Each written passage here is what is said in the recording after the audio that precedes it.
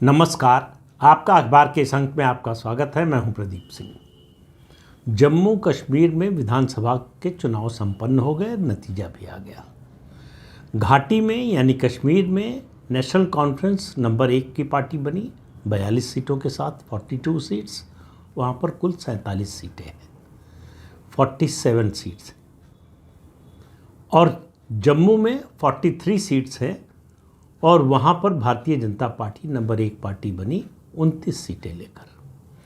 ये जम्मू कश्मीर में जब से आज़ादी मिली है और चुनाव शुरू हुए हैं तब से भाजपा की बेस्ट परफॉर्मेंस है।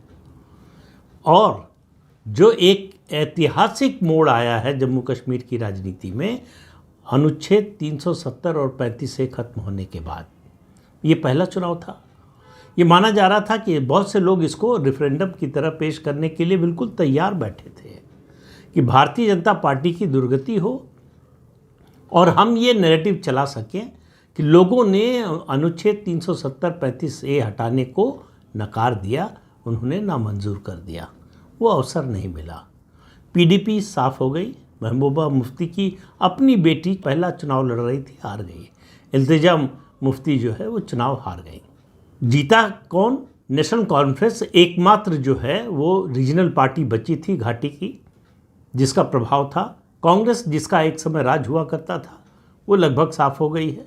भारतीय जनता पार्टी का जहाँ तक सवाल है, घाटी में उसको कभी कोई सफलता नहीं मिली, अब भी नहीं मिली है। घाटी मुस्लिम बहुल इलाका है और ये चुनाव का नतीजा बताता है कि भारतीय जनता पार्टी कितनी भी कोशिश करे, कितना भी विकास करे, कितने भी अधिकार दे, कितना भी ऐसा वातावरण तैयार करे जिसमें शांति हो, जिसमें लोगों को व्यापार करने में, नौकरी करने में, अपना जीवन यापन करने में सहूलियत हो, उस सब से कोई मतलब नहीं।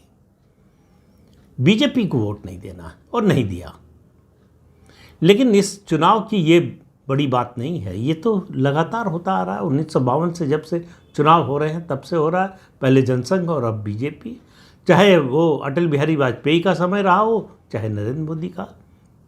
दोनों ने कश्मीर के लोगों को साथ जोड़ने, खास तौर से कश्मीरी मुसलमानों को जोड़ने की बबड़ी कोशिश की। चुनावी सफलता नहीं मिली, चुनाव में वोट नहीं मिला और कभी मिलेगा भी नहीं। उसके कारण मैं कई बार बता चुका हूँ, आज उस बातों को दोहराऊंगा नहीं। जो मेरे हिसाब से जम्मू कश्मीर के विधानसभा चुनाव का यूनियन टेरिटरी हो गई है, पूर्ण राज्य नहीं है अब। उसके चुनाव का नतीजा जो आया है उसकी सबसे प्रमुख बात क्या है? बहुत से लोग कहेंगे भाई नेशनल कॉन्फ्रेंस की सरकार बनने जा रही है और उसमें कांग्रेस गठबंधन में है।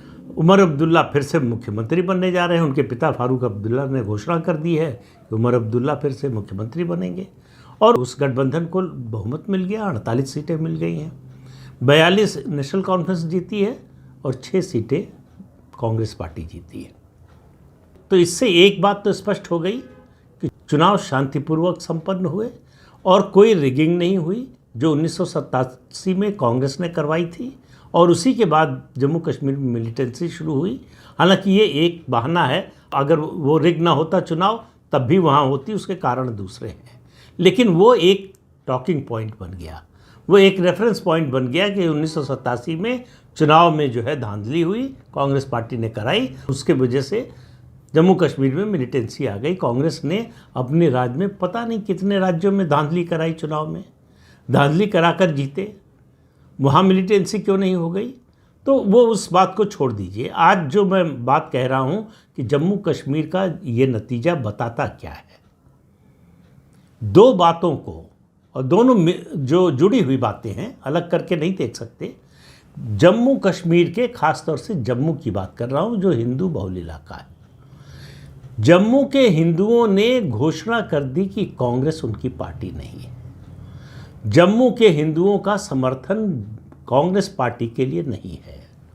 जम्मू से जहां 43 एमएलए की सीट है, हालांकि उनमें से 16 ऐसी सीटें हैं जिसमें मुस्लिम बहुल इलाके हैं, इसके बावजूद जम्मू से कांग्रेस का सिर्फ एक विधायक जीता है और वो भी मुस्लिम विधायक जीता है।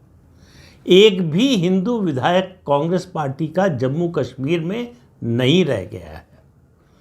और भारतीय जनता पार्टी ने अधिकतम सीटें जीती हैं पिछले चुनाव में। 2014 के चुनाव में जो इससे पहले हुआ था उसमें भारतीय जनता पार्टी को 25 सीटें मिली थी, इस बार 29 सीटें 29 सीट्स मिली।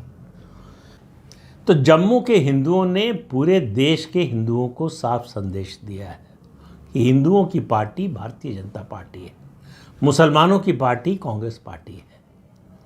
तो अब आप देखिए किस तरह से लोगों ने इसको देखा।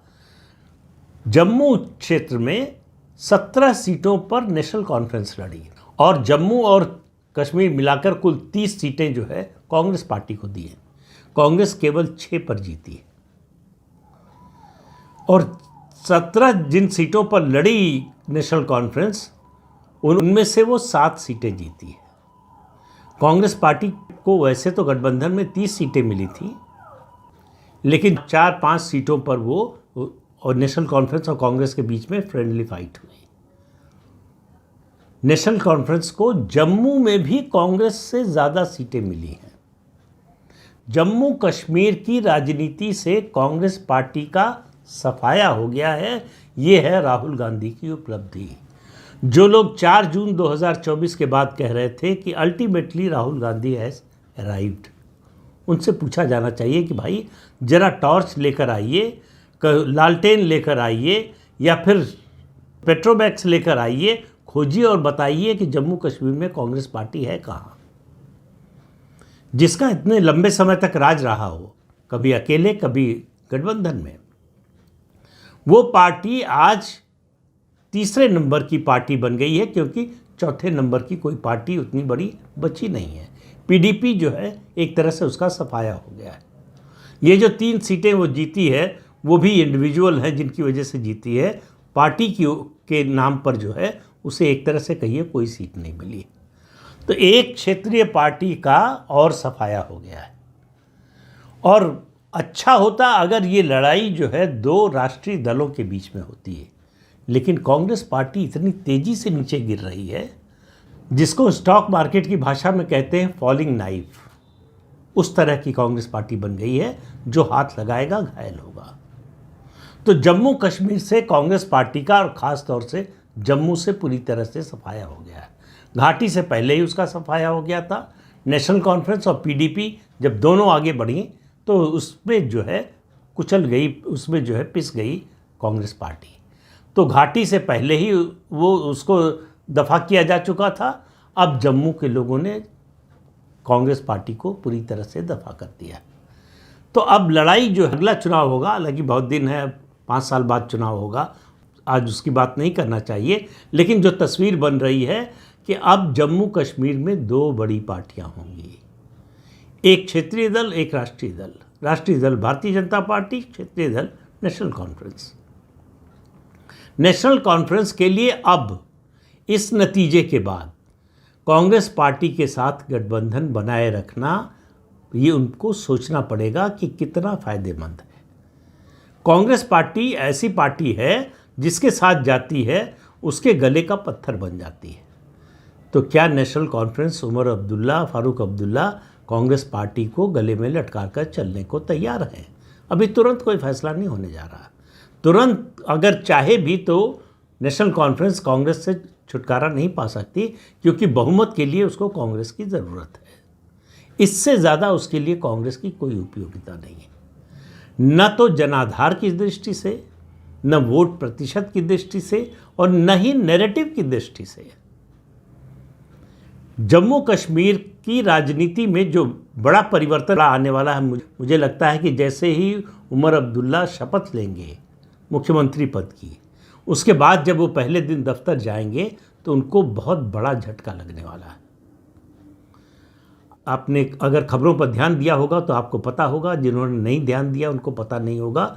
उनकी जानकारी के लिए बता दूं कि जो Jammu Kashmir reorganisation bill pass हुआ था संसद में, उसके बाद से जो संशोधन हुए हैं, जम्मू कश्मीर का एलजी यानी लेफ्टिनेंट गवर्नर देश का सबसे शक्तिशाली लेफ्टिनेंट गवर्नर, उसके पास जितनी पावर्स हैं उतना दिल्ली के एलजी के पास नहीं है। उससे कम पावर दिल्ली के एलजी के पास है, तब अरविंद केजरीवाल बाप बाप कर रहे हैं, त्राइमाम त्राइमाम बोल रहे हैं। जिस दिन उमर अब्दुल्ला मुख्यमंत्री पद की शपथ लेंगे उनको पता चलेगा वो कुछ ज़्यादा फैसले कर नहीं सकते। बड़े फैसले से मेरा मतलब नियुक्तियों से है। सरकार जो भी बनती है, सरकार का मुखिया जो बनता है, सबसे पहले कोशिश करता है डीजीपी और चीफ सेक्रेटरी अपनी पसंद का लाने की।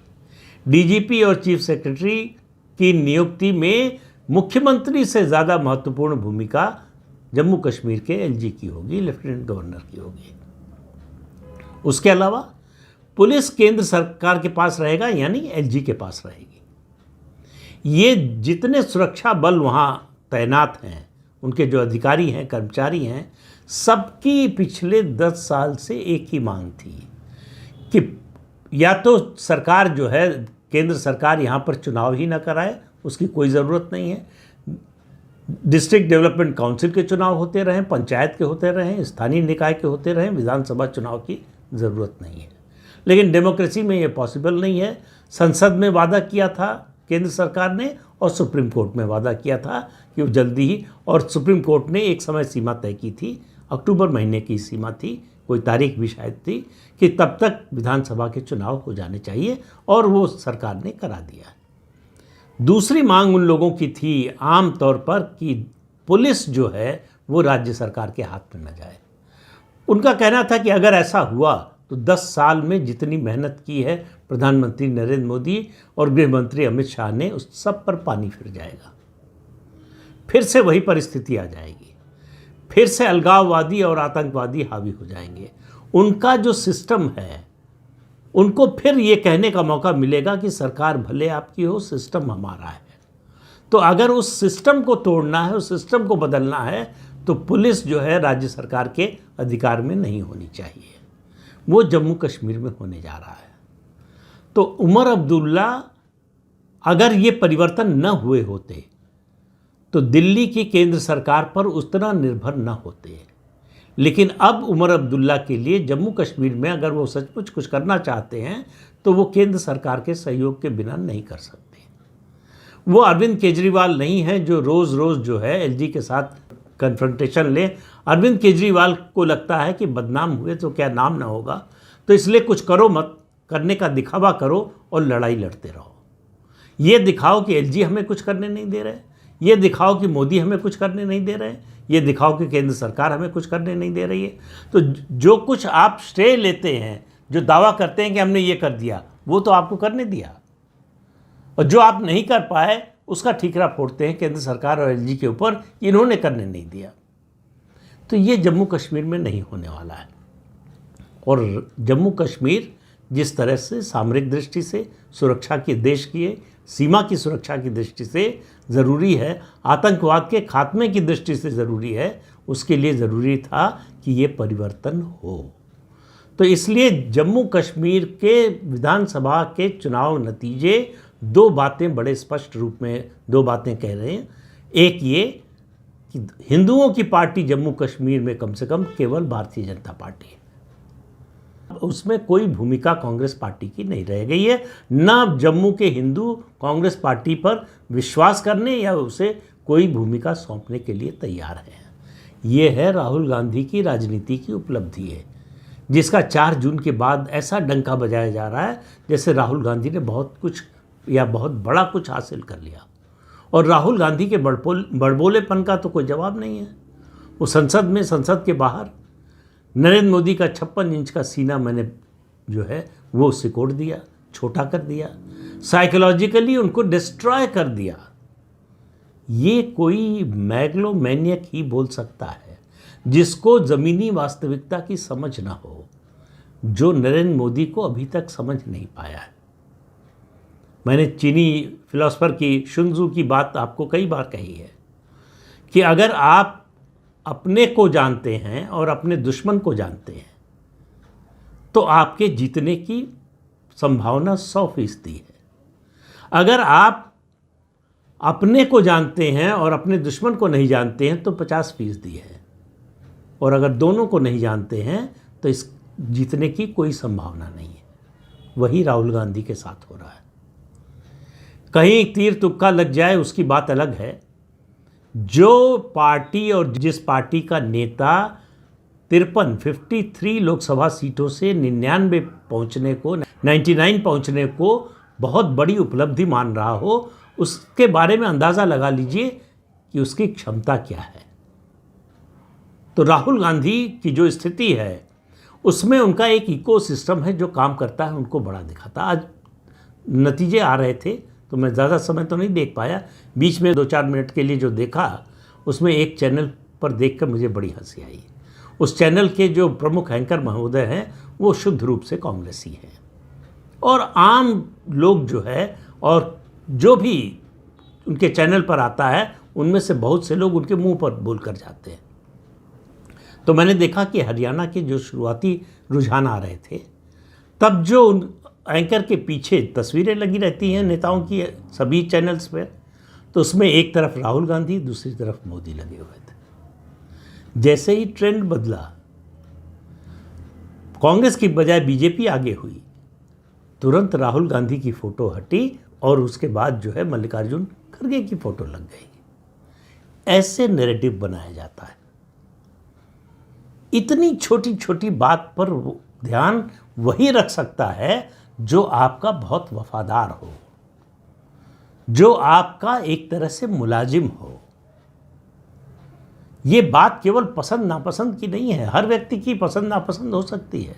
आप किसी विचार से सहमत या असहमत हो सकते हैं, मैं इसमें कोई बुराई नहीं मानता कि अगर आप किसी विचार से सहमत हैं और खुलकर बोलते हैं, असहमत हैं तो भी बोलते हैं। लेकिन इस तरह से चालाकी से किसी पॉलिटिकल पार्टी का एजेंडा चलाना और इतना ब्लेटेंटली, इतना खुले तौर पर चलाना, इसके लिए थोड़ा बेशर्म होने की ज़रूरत है। थोड़ा क्या, बहुत ज़्यादा बेशर्म होने की ज़रूरत है। और इस तरह की बेशर्मी ये सज्जन बहुत बार दिखा चुके हैं, लेकिन उनकी बात आज नहीं है। आज बात है सिर्फ कांग्रेस पार्टी की। हरियाणा और जम्मू कश्मीर 2 राज्यों के चुनाव। जम्मू में फिर से बात कर रहा हूँ, जम्मू में बीजेपी को लेकर एंटी इनकम्बेंसी बहुत ज़्यादा थी। उसका थोड़ा संकेत जो है लोकसभा चुनाव में भी मिला। इसके बावजूद जितनी बड़ी जीत हुई है भारतीय जनता पार्टी की, भारतीय जनता पार्टी के लिए भी संदेश है कि बटोगे तो कटोगे, एक रहोगे तो नेक रहोगे। ये जो एकता है संगठन और सरकार की, संघ और भाजपा की, उस एकता के कारण ये नतीजा आया है। आप तुलना कर लीजिए, लोकसभा चुनाव के समय क्या स्थिति थी, संगठन में समन्वय की, संवाद की, और इन 2 राज्यों में चुनाव के दौरान क्या थी, आपको अंतर मालूम हो जाएगा और आपको समझ में आ जाएगा कि समस्या कहाँ थी। तो भारतीय जनता पार्टी ने लोकसभा चुनाव की जो समस्या थी उसके निराकरण का उपाय शुरू कर दिया था नतीजा आने के बाद से ही, और उसका असर दिखाई देने लगा है। तो आने वाले दिनों में अभी और विधानसभाओं के चुनाव हैं। पहले जो है होना है इसी साल महाराष्ट्र और झारखंड में, उसके बाद अगले साल बिहार और दिल्ली में होना है। तो आपको वहाँ पर ये सब दिखाई देगा। दूसरा, हरियाणा में और जम्मू कश्मीर में जो एजेंडाधारी थे उनका एजेंडा नहीं चला। 370 और 35A खत्म करने के खिलाफ केंद्र सरकार से बहुत नाराज़गी है, मोदी से बहुत नाराज़ हैं लोग, मोदी के खिलाफ हैं, ऐसा कोई संकेत ये नतीजे नहीं देते। तो उनके हाथ से एक बहुत बड़ा एजेंडा चला गया। ये मानकर चलिए कि ये राष्ट्रीय नहीं, अंतर्राष्ट्रीय एजेंडा बनता अगर भारतीय जनता पार्टी की बहुत बुरी हालत हो जाती जम्मू कश्मीर में। घाटी में उसको सीट नहीं मिलेगी, ये सबको मालूम, इसमें कोई नई बात नहीं है। उसको सीट मिल जाती तो आश्चर्य की बात होती, लेकिन जम्मू में इस तरह की सफलता मिलेगी इसकी उम्मीद बहुत से भाजपा नेताओं को भी नहीं थी। तो इसलिए जो है ये जो एजेंडा बनाने को तैयार थे, नैरेटिव बनाने को तैयार थे, ये रेफरेंडम था और भारतीय जनता पार्टी हार गई। मतलब 370 और 35A को हटाने का जो फैसला था केंद्र सरकार का, उसको जम्मू कश्मीर की जनता ने रिजेक्ट कर दिया है। अब ये कहने के लिए उनके पास मुंह नहीं रह गया। तो आने वाले दिनों में आप देखेंगे कि इन दोनों राज्यों की राजनीति, लगातार इन दोनों राज्यों की राजनीति में भारतीय जनता पार्टी की पकड़ मजबूत होती जाएगी। हरियाणा जैसा प्रदेश जहां 2009 में बीजेपी की केवल 4 सीटें थी। कभी बीजेपी वहां मेन स्ट्रीम की पार्टी भी नहीं रही, लगातार तीसरी बार सत्ता में आई है, जो इससे पहले कोई और पार्टी नहीं हासिल कर पाई। 1966 में जब से हरियाणा राज्य बना है, तब से कोई पार्टी, कांग्रेस हो या क्षेत्रीय दल हो, लगातार तीसरी बार, 2 बार कार्यकाल 5 साल का पूरा करने के बाद तीसरी बार चुनकर नहीं आए। वो भारतीय जनता पार्टी ने करके दिखा दिया है। तो इसलिए जो है भारतीय जनता पार्टी की जो 2024 में लोकसभा चुनाव में नतीजा आया है, कुछ सीटें कम हो गई हैं, उसके आधार पर अगर कोई आकलन कर रहे हैं आप, तो आप गलत साबित होने वाले हैं। भारतीय जनता पार्टी की जो ताकत है उसको उसका एहसास दिलाना पड़ता है। जैसे हनुमान जी के बारे में कहते हैं कि उनको अपने बल का खुद ही एहसास नहीं होता, उनको याद दिलाना पड़ता है। पवन तनय बल पवन समाना, तो वो उनको स्मरण कराना पड़ता है। उसी तरह से भारतीय जनता पार्टी है, उसको याद दिलाना पड़ता है कि ताकत बहुत बड़ी है आपकी, अगर एक रहेंगे तो। एक रहने का ये नतीजा है और बटे होने का 2024 लोकसभा चुनाव का नतीजा है। फैसला भारतीय जनता पार्टी को और उसके नेताओं को करना है। तो इस अंक में इतना ही। अगले अंक में फिर मिलेंगे किसी नए मुद्दे के साथ। तब तक के लिए अनुमति दीजिए। आपसे अनुरोध है कि चैनल देखिए, शेयर कीजिए, लाइक कीजिए और सब्सक्राइब जरूर कीजिए। नमस्कार।